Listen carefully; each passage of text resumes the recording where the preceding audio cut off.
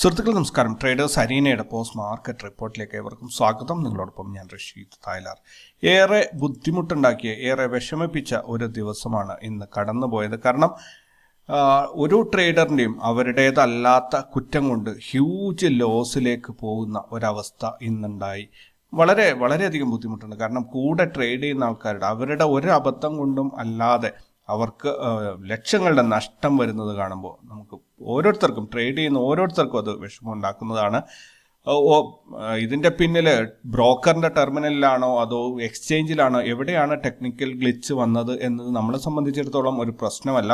കാരണം നമുക്ക് നഷ്ടപ്പെട്ടത് പണമാണ്. ടെക്നിക്കൽ ഗ്ലിച്ച് വന്നു എന്നതുകൊണ്ട് അവരുടേത് ടെക്നിക്കൽ ഗ്ലിച്ച് മാത്രമായി അവർക്കത് റെക്ടിഫൈ ചെയ്താൽ അവരുടെ പ്രശ്നം പരിഹരിക്കപ്പെട്ടു. പക്ഷേ നമുക്ക് നഷ്ടപ്പെട്ട പണം അത് തിരിച്ച് കിട്ടാതെ നമ്മുടെ പ്രശ്നം പരിഹരിക്കപ്പെടില്ല. കാരണം അത്രയും ഒരു ക്യാപിറ്റലിൻ്റെ പകുതിയൊക്കെ പോകുന്ന ഒരവസ്ഥ എന്ന് പറഞ്ഞു കഴിഞ്ഞാൽ വളരെയധികം ഖേദകരമാണ്. അതും സ്വന്തം അബദ്ധം അറിയാതെ ട്രേഡ് ചെയ്ത്, അല്ലെങ്കിൽ അബദ്ധം ട്രേഡ് ചെയ്തു, അല്ലെങ്കിൽ ഗാംബിൾ ചെയ്തിട്ട് പൈസ പോയാൽ അത് തീർച്ചയായിട്ടും അവനവനെ പഴിക്കാനൊരു അവസരമാണ്. പക്ഷെ ഒരിക്കലും അങ്ങനെ അബദ്ധങ്ങളിലേക്ക് പോവാതെ കൃത്യമായ മണി മാനേജ്മെൻറ്റിലൂടെ പോകുന്ന ആൾക്കാർക്ക് സെൻസെക്സിൽ ട്രേഡ് ചെയ്തപ്പോഴാണ് ഇന്ന് ഈ ഒരു പണി കിട്ടിയത്. 8ൻ്റെ പണിയായി എന്ന് പറഞ്ഞു കഴിഞ്ഞാൽ ഇപ്പോൾ നിങ്ങൾക്ക് സ്ക്രീനിൽ കാണാൻ സാധിക്കുന്നുണ്ടാവും. 2,22,421 രൂപ പ്രോഫിറ്റ് കൺമുന്നിൽ കണ്ട ആൾ 1,67,000 രൂപയിൽ നഷ്ടത്തിൽ ആ ഒരു ട്രേഡ് ക്ലോസ് ചെയ്യുന്ന ഒരവസ്ഥ നമുക്ക് ആലോചിക്കാൻ പറ്റാത്തതാണ്. എൻ്റെ കൂടെ എന്നോട് സംസാരിച്ചുകൊണ്ട് ട്രേഡിലുണ്ടായിരുന്ന ആളിന് പോലും ഒരു മൊമെൻറ്റിൽ ഏകദേശം 12,000 രൂപയോളം പ്രോഫിറ്റ് കണ്ടത് പിന്നീട് 11,000 രൂപ നഷ്ടത്തിലും, അതുപോലെ മറ്റൊരാൾ 9,000 രൂപ നഷ്ടത്തിലും. ഒക്കെയും തന്നെ ഒരിക്കലും അവരുടെ ഒരു പ്രശ്നം കൊണ്ടല്ല എന്നുള്ളതാണ് സത്യം. കാരണം കയ്യിൽ ഹോൾഡ് ചെയ്ത പൊസിഷൻ പ്രോഫിറ്റ് കണ്ടിട്ട് അത് ബുക്ക് ചെയ്യാൻ സാധിക്കാതെ, സ്റ്റോപ്പ് ലോസ് വെച്ചിട്ട് അത് ഹിറ്റാവാത്ത ഒരവസ്ഥയിൽ കൺമുന്നിലൂടെ കിട്ടിയ ലാഭമെല്ലാം കയ്യിലുള്ള മുതൽ പോലും നഷ്ടപ്പെടുന്ന ഒരവസ്ഥ, നോക്കിയിരിക്കേണ്ട ഒരവസ്ഥ, ഒരു വല്ലാത്തൊരു സാഹചര്യമാണ്, നിസ്സഹായാവസ്ഥയാണത്. തീർച്ചയായിട്ടും ഇതിനെതിരെ ഒരു 15,000 20,000 രൂപ നഷ്ടപ്പെട്ടവർ ഇതിനെതിരെ നിയമയുദ്ധത്തിന് പോയാൽ ചിലപ്പോൾ ഒരു പക്ഷേ ആ തുക തിരിച്ചു കിട്ടിയേക്കാം. പക്ഷേ മറ്റ് എല്ലാ ചെലവും കൂടി അതിൻ്റെ ഇരട്ടിയോ അതിൽ കൂടുതലോ അവരെ ചെലവഴിക്കേണ്ടി വന്നേക്കാം. അതുകൊണ്ട് തന്നെ ഒട്ടുമിക്ക ആൾക്കാരും നിയമപ്രകാരമുള്ള ഒരു നടപടിക്ക് ഒരുങ്ങാറില്ല. ഇത് തന്നെയാണ് ബ്രോക്കേഴ്സും എക്സ്ചേഞ്ചും എല്ലാം തന്നെ മുതലെടുക്കുന്നത്. വളരെയധികം നിരാശപ്പെടുത്തുന്ന ഒരു സംഭവമായിപ്പോയി ഇന്നത്തത് എന്നുള്ളത് നമ്മളെല്ലാവരും ശ്രദ്ധിക്കേണ്ട ഒരു കാര്യമാണ്. തിങ്കളാഴ്ചയും വെള്ളിയാഴ്ചയാണ് സെൻസെക്സിൽ ഇതുവരെയും കണ്ടിട്ടുള്ള ഇത്തരം, എനിക്കിത് 3ാമത്തെ അനുഭവമാണ്. ഒരു ട്രേഡിൽ ഒരു ഗ്ലിച്ചിൽ എനിക്ക് 80,000 രൂപയോളം ഒറ്റയടിക്ക് നഷ്ടപ്പെട്ട് കൺമുന്നിലൂടെ നോക്കിയിരിക്കുന്ന ഒരവസ്ഥ ഉണ്ടായിട്ടുണ്ടായിരുന്നു. പിന്നീട് ഒരിക്കൽ എൻ്റെ സുഹൃത്തിന് 8,000 രൂപ പോയി. ഇന്ന് എൻ്റെ 2 സുഹൃത്തുക്കൾക്ക് കൂടി ഏകദേശം 22,000 രൂപയോളം ഇന്ന് അവർക്ക് നഷ്ടപ്പെട്ടിട്ടുണ്ട്. വളരെയധികം വിഷമിപ്പിക്കുന്നൊരു സംഭവം തന്നെയാണ്. ഒരാൾ അതിൽ ഈ സരോദയിലൊക്കെ വിളിച്ച് കംപ്ലയിൻറ്റ് ചെയ്തു. അവർ സ്ക്രീൻഷോട്ട് എടുത്ത് മെയിൽ ചെയ്യാനൊക്കെ പറഞ്ഞു. പക്ഷേ ഇതിന് പ്രത്യേകിച്ച് എന്തെങ്കിലും ആക്ഷൻ ഉണ്ടാകുമോ എന്നുള്ളത് സംശയമാണ്. ഇത് പതിവ് പോലെ മറ്റൊരു സംഭവമായി അങ്ങ് കടന്നു പോകും എന്നുള്ളതാണ് ഏറെ ഖേദകരമായ ഒരു സംഭവം. എന്തായാലും ഇതിനെക്കുറിച്ച് കൂടുതൽ നമ്മൾ സംസാരിക്കുന്നതിൽ അർത്ഥമില്ല. പക്ഷേ അവരുടെ ആ ഒരു വിഷമത്തിൽ ഞാനും പങ്കുചേരുന്നു. നിങ്ങൾക്ക് പണം നഷ്ടപ്പെട്ടിട്ടുണ്ടെങ്കിൽ കമൻറ്റ് ചെയ്യാൻ മറക്കരുത്. ഓരോരുത്തർക്കും ഒത്തിരി പേരുണ്ട് എന്നെ ഇന്ന് വിളിച്ച മെസ്സേജ് അയച്ച ആൾക്കാർ എല്ലാവരും ഇന്ന് സെൻസെക്സിൻ്റെ എക്സ്പയറി ആയതുകൊണ്ട് തന്നെ അവർ ചെറിയ പ്രീമിയത്തിൽ ഓപ്ഷൻ കിട്ടും എന്ന കാരണം കൊണ്ട് തന്നെ അവരതിന് ട്രേഡ് ചെയ്യാൻ ശ്രമിച്ചു. അവർക്കൊക്കെയും പണി കിട്ടിയിട്ടുണ്ട്. ഒരിക്കലും 2 പ്രാവശ്യമായിട്ട്, ഒന്ന് 10:55 ആ ടൈമിന് ഫസ്റ്റിൽ 1 മണിക്കൂറോളം സരോദ ഹാങ്ങായി. അവരുടെ മെസ്സേജ് അവരപ്പം തന്നെ അത് അക്നോളജ് ചെയ്തു, ഞങ്ങൾ ഇങ്ങനെ ഒരു ഇഷ്യൂ ഫേസ് ചെയ്യുന്നുണ്ട്, എക്സ്ചേഞ്ചിൽ നിന്നുള്ള ഡാറ്റ സിങ്ക് ആവുന്നില്ല എന്ന രീതിയിലൊരു മെസ്സേജ് അവരിട്ടിട്ടുണ്ടായിരുന്നു. പക്ഷെ നമ്മളൊക്കെ പ്ലേസ് ചെയ്ത് വെച്ച ആ സ്റ്റോപ്പ് ലോസ് ഓർഡർ എങ്ങനെ തലേന്ന് ഒഴിവാക്കാം എന്നുള്ളത് ഭയങ്കര ഒരു പ്രശ്നമായിരുന്നു. പക്ഷേ മറ്റൊരു കാര്യം ശ്രദ്ധിക്കാനുള്ളത്, സ്റ്റോപ്പ് ലോസ് ആരൊക്കെ വെച്ചിട്ടുണ്ടോ അവർക്കൊക്കെ പിന്നീട് ഈ പ്രശ്നങ്ങൾ പരിഹരിച്ചപ്പോൾ സ്റ്റോപ്പ് ലോസ് എമൗണ്ടിൽ തന്നെ കൃത്യമായി ആ ട്രേഡ് ക്ലോസ് ചെയ്ത് കൊടുത്തിട്ടുണ്ട്. നിങ്ങൾക്കിപ്പോൾ ഏകദേശം സംഭവം മനസ്സിലായിട്ടുണ്ടാവും. അതായത് നിങ്ങൾ 1,00,000 രൂപ വെച്ച് ട്രേഡ് ചെയ്യുന്ന ഒരാൾ നിങ്ങളൊരു 25,000 രൂപ പ്രോഫിറ്റ് കണ്ടു. പക്ഷേ നിങ്ങളുടെ സ്റ്റോപ്പ് ലോസ് ഒരു 5,000 രൂപ ലോസിലാണ്, ലോസ് ബുക്ക് ചെയ്യാനുള്ള രീതിയിലാണ് നിങ്ങളുടെ സ്റ്റോപ്പ് ലോസ് എങ്കിൽ നിങ്ങൾ 25,000 രൂപ പ്രോഫിറ്റ് കണ്ടു. ആ സമയത്ത് നിങ്ങൾ എക്സിറ്റ് ചെയ്യാൻ നോക്കുമ്പോൾ നിങ്ങൾക്ക് സാധിക്കുന്നില്ല. ഒരു ടെക്നിക്കൽ ഗ്ലിച്ച് ഉണ്ട് എന്ന് ബ്രോക്കർ പറയുന്നു. പിന്നീട് നിങ്ങൾ കണ്ണ് തുറന്ന് നോക്കുമ്പോൾ നിങ്ങളുടെ ആ സ്റ്റോപ്പ് ലോസ് എമൗണ്ടിൽ കൃത്യമായിട്ടും ട്രേഡ് എക്സിറ്റ് ആയിരിക്കുന്നു. എന്തൊരു മാജിക്കാണല്ലേ! വളരെ അത്ഭുതപ്പെടുത്തുന്ന ഒരു മാജിക്ക് തന്നെയാണിത്. ഓരോ രീതിയിലും റീറ്റെയിലേഴ്സിനെ പരമാവധി പിഴിഞ്ഞുകൊണ്ടിരിക്കുകയാണ് ഇവരൊക്കെയും തന്നെ. മറ്റൊന്നും ചെയ്യാനില്ലാത്തത് കൊണ്ട് തന്നെ നമുക്ക് ഇന്നത്തെ പ്രധാന ഹൈലൈറ്റ്സ് എന്തൊക്കെയാണ് എന്ന് നോക്കാം. ഇന്ന് ടെക്നിക്കൽ ഗ്ലിച്ച് കൊണ്ട് ബ്രോക്കറിൻ്റെ ടെർമിനലിലാണോ എക്സ്ചേഞ്ചിലാണോ എന്നുള്ളത് അവർ പരസ്പരം പഴിചാരും, പക്ഷേ നഷ്ടം ഉണ്ടായിരിക്കുന്നത് റീറ്റെയിലേഴ്സിനാണ്. ട്വിറ്ററിലൊക്കെ നിങ്ങൾ ഒന്ന് സെർച്ച് ചെയ്താൽ മതി ഇന്നത്തെ ടെക്നിക്കൽ ഗ്ലിച്ചിനെ കുറിച്ച്. ഒരുപാട് ശരിക്കും ആൾക്കാർ അസഭ്യ വർഷം തന്നെയാണ് നടത്തുന്നത്. ഇനി മറ്റൊരു ഹൈലൈറ്റിലേക്ക് പോവുകയാണെങ്കിൽ ഇന്ത്യയുടെ ഫോറക്സ് റിസർവ് വർദ്ധിച്ചിട്ടുണ്ട്. 5.16 ബില്യൺ വർദ്ധിച്ചിട്ട് 657.16 ബില്യണായി മാറിയിട്ടുണ്ട്. ദെൻ പഞ്ച് പൈസ നെറ്റ് പ്രോഫിറ്റ് 39% വർധനമാണ് ഉണ്ടായിരിക്കുന്നത്.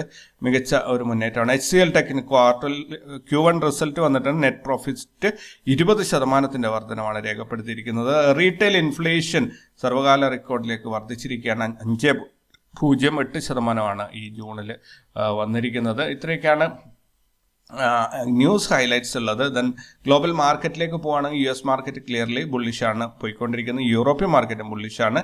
ഗിഫ്റ്റ് നിഫ്റ്റി 24,614 ട്രേഡിംഗ് നടക്കുന്ന 68 പോയിന്റ് ഗ്രീനിലാണ്.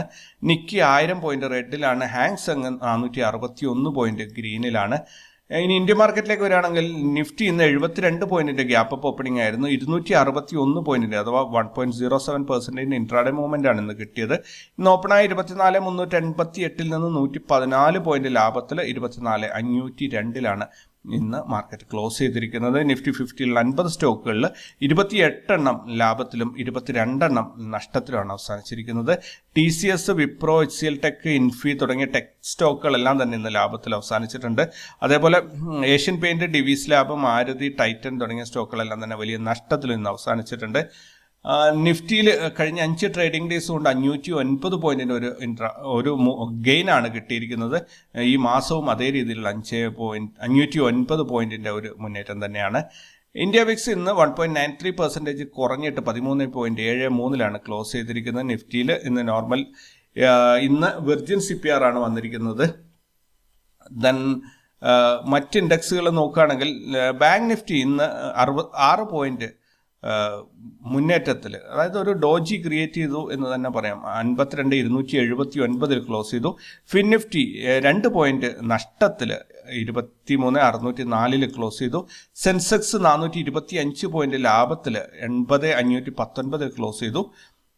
ഫിൻ നിഫ്റ്റി 30 പോയിന്റ് നഷ്ടത്തിൽ 12,460 ക്ലോസ് ചെയ്തു.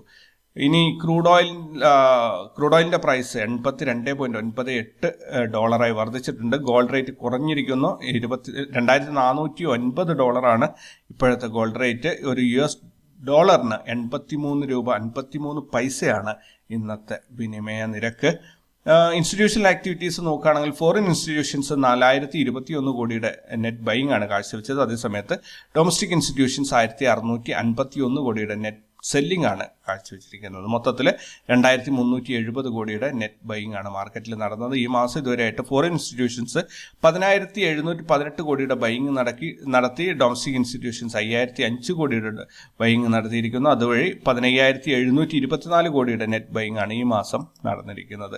പ്രധാനപ്പെട്ട സെക്ടറുകളിലേക്ക് നോക്കുകയാണെങ്കിൽ നിഫ്റ്റി IT ഇന്ന് 4.53% ഹയസ്റ്റ് പ്രോഫിറ്റ് രേഖപ്പെടുത്തി. Nifty metal, auto, PSU bank, reality ഇതൊക്കെ ഇന്ന് ഈ സെക്ടറുകളൊക്കെ തന്നെ ഇന്ന് നെഗറ്റീവിലാണ് ക്ലോസ് ചെയ്തത്.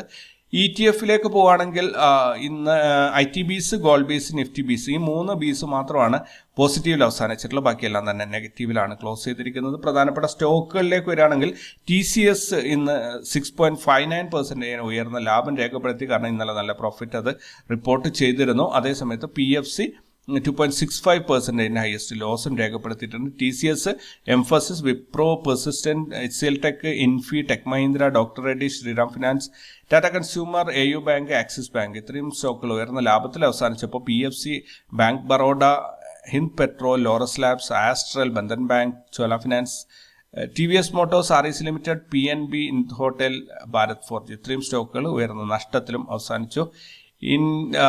NSE മൊത്തത്തിൽ നോക്കുകയാണെങ്കിൽ 923 സ്റ്റോക്കുകൾ ലാഭത്തിൽ അവസാനിച്ചപ്പോൾ 1,413 സ്റ്റോക്കുകൾ നഷ്ടത്തിലും അവസാനിച്ചു. നിഫ്റ്റിയുടെ PCR 1.05 ആണ് വന്നിരിക്കുന്നത്. 24,502 മാർക്കറ്റ് സ്പോട്ട് പ്രൈസ് അവസാനിച്ചപ്പോൾ 77 പോയിന്റ് മുകളിലായിട്ട് 24,529 സ്പോട്ട് പ്രൈസ് ഫ്യൂച്ചറിൻ്റെ ട്രേഡിംഗ് നടക്കുന്നത്. 25,000 ഹയസ്റ്റ് കോൾ റേറ്റിംഗ് വന്നിട്ടുള്ളത്. 1,04,00,000 കോൾ റേറ്റ് ചെയ്തതിൽ. 24,000 ഹയസ്റ്റ് പുട്ട് റേറ്റിംഗ് വന്നിട്ടുണ്ട്. 1,09,00,000 ഇവിടുത്തെ പുട്ട് റേറ്റിംഗ് വന്നിരിക്കുന്നത്. ബാങ്ക് നിഫ്റ്റിയുടെ PCR 0.78 ക്ലിയർലി അതൊരു സൈഡ് വൈസ് അല്ലെങ്കിൽ ന്യൂട്രൽ മൂവ്മെൻ്റ് ആണ് സൂചിപ്പിക്കുന്നത്. നിഫ്റ്റിയുടെ PCR 1.05 ഒരു ബുള്ളിഷ് മോഡാണ് സൂചിപ്പിക്കുന്നത് കേട്ടോ. 52,279 ബാങ്ക് നിഫ്റ്റിയുടെ സ്പോട്ട് പ്രൈസ് അവസാനിച്ചിരിക്കുന്നത്. അവിടെ നിന്ന് 93 പോയിന്റ് മുകളിലായിട്ട് 52,372 ഫ്യൂച്ചറിൻ്റെ ട്രേഡിംഗ് നടക്കുന്നത്. 53,000 ഹയസ്റ്റ് കോൾ റേറ്റിംഗ് വന്നിരിക്കുന്നു. 25 ലക്ഷം. 52,000 21 ലക്ഷം പുട്ടും വന്നിട്ടുണ്ട് ഹയസ്റ്റ് പുട്ട് റേറ്റിംഗ് ആയിട്ട്. ദെൻ നാളെ റിസൾട്ട് അനൗൺസ് ചെയ്യുന്ന കമ്പനികളുടെ അപ്ഡേറ്റ്സ് ഇല്ല. അതുപോലെ തിങ്കളാഴ്ചത്തെ ഗ്ലോബൽ ഈവൻസ് ഒന്നും തന്നെ അപ്ഡേറ്റ്സ് വന്നിട്ടില്ല. ദെൻ സെൻസെക്സിൻ്റെ എക്സ്പയറി ആയിരുന്നു. അപ്പോൾ നമ്മൾ പ്രതീക്ഷിച്ചതുപോലെ തന്നെ മാർക്കറ്റ് ഒരു താഴെ നിന്നൊരു ഫ്ലാറ്റ് ഓപ്പണിങ്ങിൽ മുകളിലോട്ടുള്ള മൂവ്മെൻറ്റ് തന്നു. പക്ഷേ ഈ ഒരു ഗ്ലിച്ച് വല്ലാത്തൊരു സംഭവമായിപ്പോയി. ഒരുപാട് പേർക്ക് അത്യാവശ്യം നല്ല രീതിയിൽ പ്രോഫിറ്റ് ഉണ്ടാക്കാൻ പറ്റുന്ന ഒരു സംഭവം എക്സ്ചേഞ്ചിൻ്റെയോ അല്ലെങ്കിൽ ബ്രോക്കറിൻ്റെയോ സെറോദയിൽ മാത്രമാണ് ഈ പ്രശ്നം ഉണ്ടായത് എന്നാണ് എൻ്റെ അറിവ്. ഇനി മറ്റ് ബ്രോക്കേഴ്സിൻ്റെ അടുത്ത് ഉണ്ടായിരുന്നോ എന്നുള്ളത് നിങ്ങളൊന്ന് താഴെ കമൻറ്റ് ചെയ്യുക. അപ്പോൾ ഈ ഒരു മൂവ്മെൻറ്റിൽ ഈ രണ്ട് ക്യാൻഡലിൻ്റെ ഈ മൂവ്മെൻറ്റിൽ അത്യാവശ്യം ഒരു 1 lakh rupees 20 lakhs ഒക്കെ ആക്കാനുള്ള ഒരു അവസരമായിരുന്നു. പക്ഷെ കൃത്യമായിട്ട് അതിനൊരു ഒരു തടയിട്ടുകൊണ്ടാണ് എക്സ്ചേഞ്ചിൽ ഈ ടെക്നിക്കൽ ഗ്ലിച്ച് വന്നത്.